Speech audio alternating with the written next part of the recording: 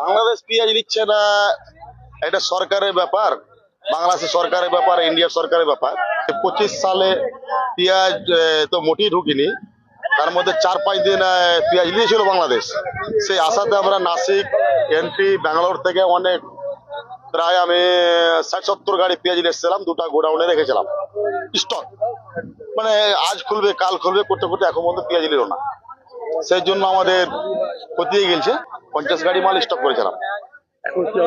এখন অবস্থা বাংলাদেশের আশায় করেছিলাম, বাংলাদেশের সরকার নিল না, আমাদের ক্ষতি হয়ে গেল।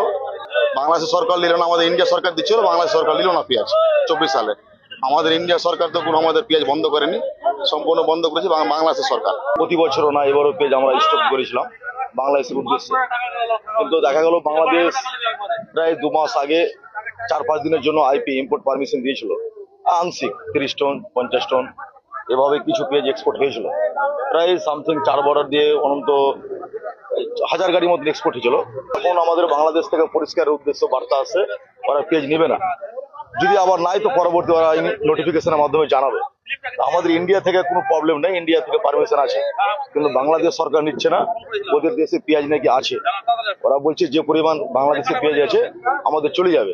আমরা এখন আপাতত নিচ্ছি না, যদি নিই তো পরবর্তী আমরা জানাবো। বাজারে পেঁয়াজের দাম হচ্ছে 20 টাকা, কিন্তু আমাদের এখানে আমাদের যে রাজ্য সরকার আর সেন্ট্রাল গভর্নমেন্ট যা পরিস্থিতি করেছে, আমাদের পেঁয়াজের দাম একদম না। এখানে 2 টাকা কিলো পেঁয়াজ আমরা কিনে দিচ্ছি, আর বাজারে একদম পেঁয়াজের দাম বেশি। এখানে পেঁয়াজের দামে আমাদের একদম শেষ করে দিচ্ছে। এখানে 2 টাকা কিলো, আর ভালো ভালো বেশ যেটা ওইটা 8 টাকা 10 টাকা। আর বাজারে বাজারে তো 15 টাকা 16 টাকা বিক্রি হচ্ছে। এখন কি করবে, বাংলাদেশ এক্সপোর্ট করার কথা ছিল, কিন্তু সরকার এক্সপোর্ট করলো না বাংলাদেশ।